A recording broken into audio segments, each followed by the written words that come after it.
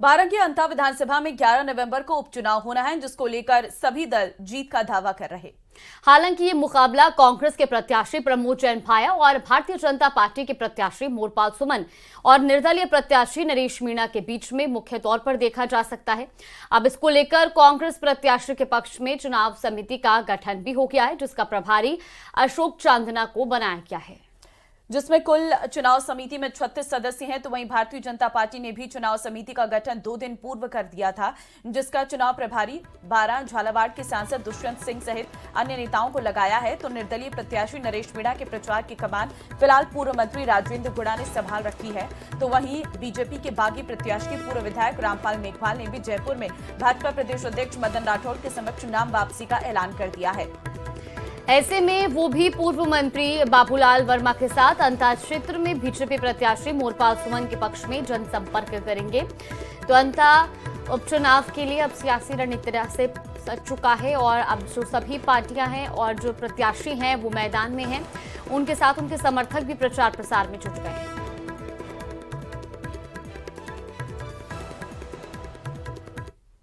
तो वहीं पूर्व मुख्यमंत्री अशोक गहलोत के बीजेपी पर सुप्रीम कोर्ट के आदेशों की अवहेलना के आरोप लगाने के बाद अब बीजेपी प्रदेश अध्यक्ष मदन राठौर ने उन पर करारा पलटवार किया है। मदन राठौर ने कहा कि संविधान को तोड़ने का काम कांग्रेस ने किया, जिसने कई बार चुनी हुई सरकारों को बर्खास्त कर लोकतंत्र पर प्रहार किया है। उन्होंने कहा कि अशोक गहलोत पहले अपनी गिरेबान में झांके। राठौर ने आगे ये भी कहा है कि बिहार में युवाओं को आगे बढ़ाने की बात करने वाले अशोक गहलोत ने खुद राजस्थान में युवा उप मुख्यमंत्री को दबाने का काम किया। और क्या कुछ आरोप लगाए, सुनवाते हैं आपको।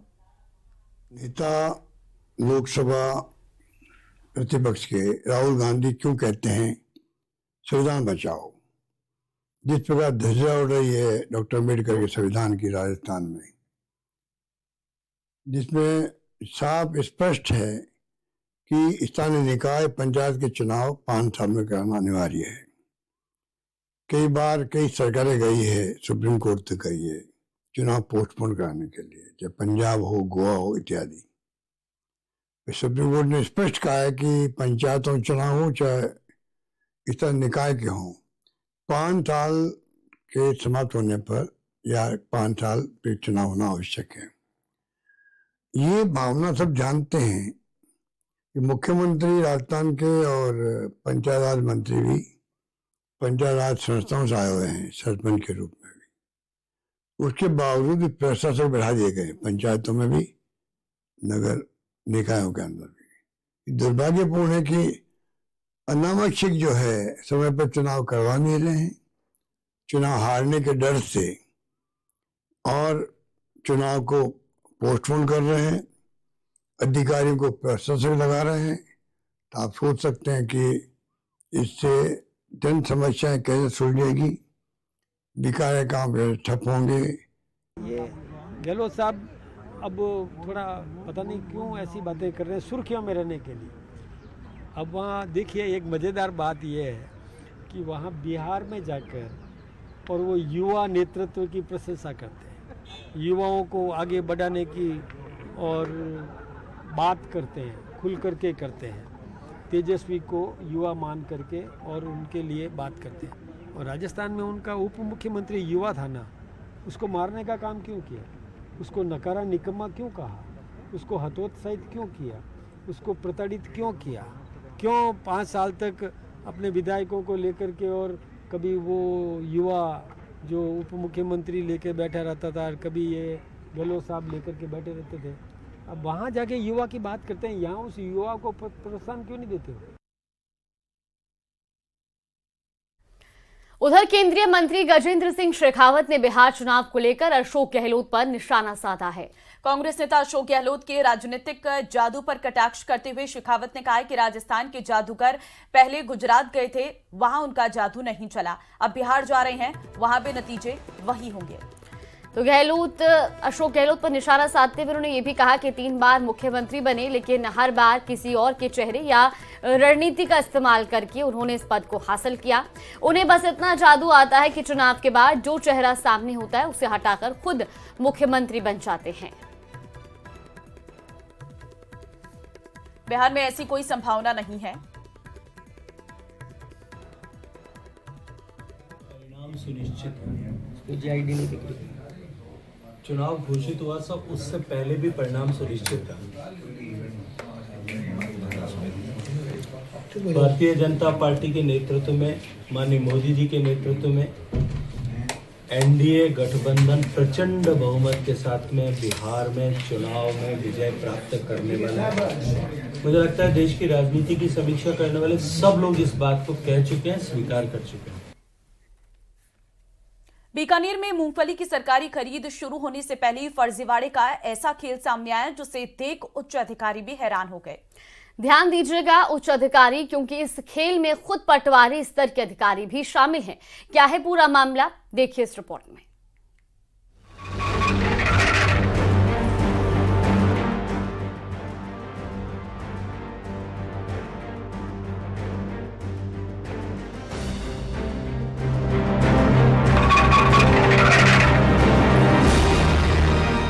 कहते हैं जाना था जापान पहुंच गए चीन, लेकिन बीकानेर में कुछ अलग ही कहावत है। कागज पर मूंगफली और खेतों में दलहन खड़ी। जी हां, यहां पटवारियों ने फर्जी गिरदावरी कर उन खेतों में भी मूंगफली की फसलें दिखा दी, जहां या तो दलहन की फसलें खड़ी हैं या पूरा खेत ही उजाड़ पड़ा है। दरअसल ये पूरा मामला सैकड़ों किसानों के खेतों की फर्जी गिरदावरी से जुड़ा है। श्री डोंगरगढ़, नोखा और बज्जू जैसे इलाकों में ये फर्जी गिरदावरियां की गई। बिचौलियों ने मोटा मुनाफा कमाने के लिए रचा खेल। गिरदावरी में ज्यादातर खेतों में मूंगफली की फसल दिखाई गई, यानी जहां हकीकत में कोई और मामूली फसल थी, वहां मुनाफे वाली मूंगफली दिखा दी गई। गांव में जो गिरदावरी हुई है, पटवारी ने पूरी अव्वल दर्जे का घपला किया है। जिनके बिरानी खेत है उनको मूंगफली खेत में दर्शा दी, और जिनके मूंगफली के खेत है उनमें बाजरी गवार ये बता दिया। तो टोकन जिनको नहीं मिलने चाहिए, जिनके ट्यूबवेल नहीं है उनको टोकन मिल गए, और जो वास्तविक हकदार जो ट्यूबवेल वाले हैं उनको टोकन मिले नहीं। मेरे भाई की गिरदावरी है, ये मतलब इसमें गुवार बिजा हुआ है, करी हुई मूंगफली है, ठीक है, और ये व्यापारी टोकन कटा रहा है। ये समस्या आ रही है इसमें पूरे बीकानेर में, मतलब लगभग यही हाल है। इस कागजी खेल की शिकायत मिलते ही पूर्व विधायक और प्रशासनिक अधिकारी खेतों का मुआयना करने पहुंचे। नोका के उड़सर गांव में जब हकीकत खंगाली गई तो झूठ का पर्दाफाश हो गया। अधिकारियों ने देखा कि जिन खेतों में महंगी मूंगफली बताई गई थी, वहां पर बाजरा, मोट या फिर सिर्फ सूखी जमीन ही पाई गई। एसडीएम गोपाल जांगीर ने अब जांच की बात कही है और दोषी पटवारी और ई मित्र संचालकों पर सख्त कार्रवाई का ऐलान किया है। खातों की हमने गिरदावरी की और मौके की स्थिति की जांच की है, तो उसमें कई तरह की अनियमितताएं सामने आई हैं। मौके पर जहां मूंगफली की काश्त है उसकी जगह कोई अन्य फसल बताई गई है। कई जगहों पर जहां खेत खाली पड़े हैं वहां मूंगफली की काश्त बताई गई है। तो इस तरह की अनियमितता की शिकायतें और भी गाँव से आ रही हैं, तो हम राजस्व टीमों का गठन करके एक बार सघन जाँच करवाएंगे और जाँच में जो भी दोषी होंगे उनके विरुद्ध कार्रवाई। ये एक्शन जरूरी है, क्योंकि इस फर्जीवाड़े से वास्तविक किसान सबसे ज्यादा पिस रहे हैं। पूर्व विधायक बिहारी लाल बिश्नोई के मुताबिक सैकड़ों असली किसान टोकन कटाने से रह गए, जबकि बिचौलिए पहले से टोकन लेकर बैठे हैं। खेत में मूंगफली जब मैं टोकन कटवाने गया तो टोकन की सीमा लिमिट नोखा में पूरी हो गई और 500 में पूरी हो गई। कुछ ही दिनों में इस तरह हजारों की संख्या में टोकनों को जब यहाँ क्वांटिटी है 13,000 के लगभग टोकन कट चुके दोनों जगह, और सोइंग एरिया भी ग्राउंड नट का पिछले बार जितना ही है उससे ज्यादा सोइंग एरिया नहीं है। तो इतने ही सोइंग एरिया में पिछली बार के बजाय ज्यादा टोकन इश्यू किए हैं, उसके बावजूद भी इस तरह दोनों जगह तुरंत 2-4 दिनों में सैचुरेशन आ जाना, तो निश्चित रूप से कुछ न कुछ गड़बड़ लगी। और किसानों के जो फोन आ रहे हैं बड़ी संख्या में, उसके बाद प्रशासन के साथ बात करके एक गाँव का फिजिकली रैंडम सर्वे किया है। प्रशासन के एसडीएम साहब, यहाँ के तहसीलदार, यहाँ के गिरदावर को साथ लेके जब हमने 5-7 जगह देखा है, तो 2 तरह की बड़ी गड़बड़ियां यहाँ सामने आई है कि भी जिस खेत में ग्राउंड नट है, जिस खेत में मूंगफली है, उस खेत को गिरदावरी में बारा नहीं बता दिया गया। काश्तकार जब अपना टोकन कटवाने गया तो कहा कि तुम्हारे खेत में तो ट्यूबवेल ही नहीं है। किसान संघ ने भी इस पूरे मामले पर आक्रोश प्रकट किया है। जिला अध्यक्ष शंभू सिंह राठौड़ ने सीधे आरोप लगाए कि ये काम एक संगठित गिरोह कर रहा है, जिसके तार जयपुर से लेकर बीकानेर तक फैले हुए हैं।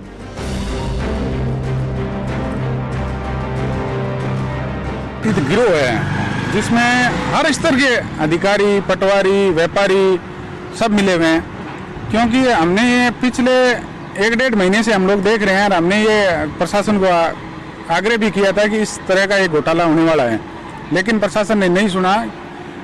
यहाँ हर गांव में 1-1, 2-2 आदमी हैं जो 200, 150 गिरदावरियाँ ले लेके और पटारियों के साथ मिलकर इन्होंने गिरदावरी कर दी। और फिर उसके बाद में तहसील वाइज हमेशा टोकन तहसील वाइज रहते हैं। इस बार किसी भी तहसील का आदमी किसी भी तहसील में जाके टोकन कटवा सकता है। ये भी एक बड़ा मामला है। जैसे जिस प्रकार छत्तरगढ़ के लोगों ने खाजवाड़ा तहसील में कटवा लिए, पुगल के लोगों ने खाजवाड़ा तहसील में, तो अब खाजवाड़ा वाले कहाँ जाएंगे?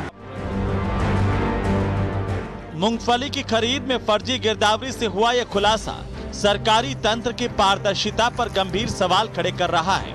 एक तरफ आम किसान अपने खून पसीने से खेत में खड़ी फसल एक तरफ आम किसान अपने खून पसीने से खेत में फसल खड़ी कर रहा है, तो वहीं बिचौलिए कागजों में हेराफेरी कर मुनाफा लूट रहे हैं।